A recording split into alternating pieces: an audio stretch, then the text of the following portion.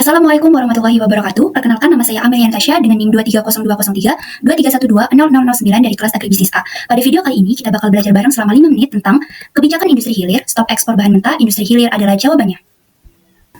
Apa sih sebenarnya hilirisasi industri itu? Hilirisasi industri merupakan strategi pengembangan industri yang fokus pada peningkatan nilai tambah produk melalui proses pengolahan bahan mentah menjadi produk setengah jadi ataupun produk jadi.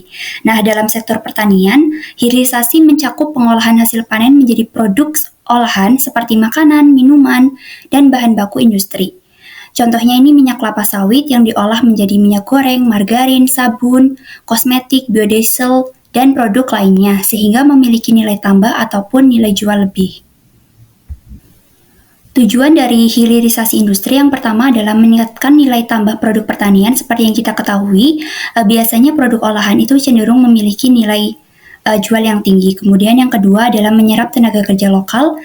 Ketiga, mengurangi ketergantungan pada impor produk olahan, kemudian menghemat devisa negara karena mengurangi ketergantungan pada impor tersebut, kemudian meningkatkan daya saing di pasar domestik dan internasional, keberlanjutan lingkungan dan sumber daya alam, serta pengembangan teknologi dan inovasi. Latar belakang penerapan kebijakan industri hilir di Indonesia. Yang pertama adalah seperti yang kita ketahui bersama, Indonesia itu merupakan negara agraris yang memiliki kekuatan di sektor pertanian. Namun, Indonesia masih menghadapi beberapa tantangan klasik berupa ketergantungan Indonesia yang tinggi terhadap produk impor olahan dan ekspor bahan mentah.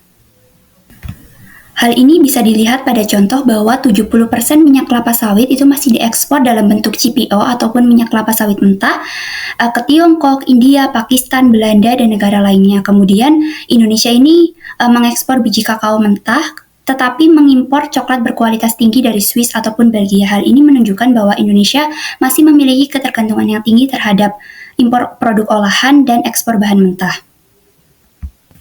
Kemudian yang selanjutnya adalah peningkatan daya saing dan ketahanan ekonomi nasional. Kemudian yang selanjutnya disparitas yang signifikan antara nilai ekspor bahan mentah dan produk olahan. Seperti yang kita ketahui bersama bahwa nilai jual produk olahan itu cenderung lebih tinggi dibandingkan dengan nilai jual ekspor bahan mentah.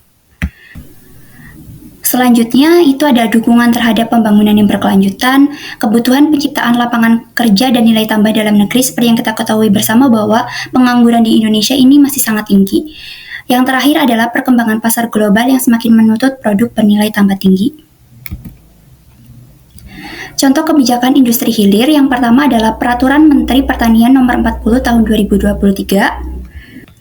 Peraturan ini bertujuan untuk meningkatkan produksi, produktivitas, nilai tambah, dan daya saing produk tanaman perkebunan. Kemudian yang selanjutnya adalah Peraturan Menteri Keuangan Nomor 67 PMK.011 2010 berisi tentang penetapan barang ekspor yang dikenakan bea keluar dan tarif BK yang bertujuan untuk mendorong petani dan eksportir mengolah kakao terlebih dahulu sebelum ekspornya. Kemudian yang ketiga adalah Peraturan Pemerintah Nomor 36 Tahun 2004 mengatur kegiatan usaha hilir minyak dan gas bumi termasuk pengolahan, pengangkutan, penyimpanan, dan niaga. Tujuannya adalah untuk meningkatkan nilai tambah serta mengurangi produk impor olahan. Kemudian yang selanjutnya ada Peraturan Pemerintah Nomor 20 Tahun 2024 tentang penerimaan negara bukan pajak di sektor energi dan sumber daya mineral. Nah, tujuan dari peraturan ini adalah untuk mendorong kegiatan hilirisasi mineral di dalam negeri.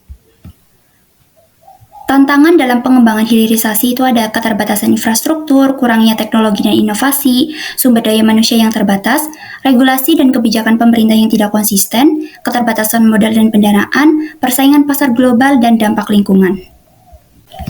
Strategi dalam pengembangan hilirisasi yang pertama adalah pemerintah perlu meningkatkan investasi di sektor infrastruktur ataupun perbaikan infrastruktur, kemudian mendorong adopsi teknologi canggih, mengadakan program pelatihan dan pendidikan, menetapkan regulasi yang stabil, transparan, dan mendukung perkembangan industri hilir, kemudian meningkatkan akses pendanaan bagi pelaku usaha melalui skema pembiayaan khusus untuk proyek hilirisasi.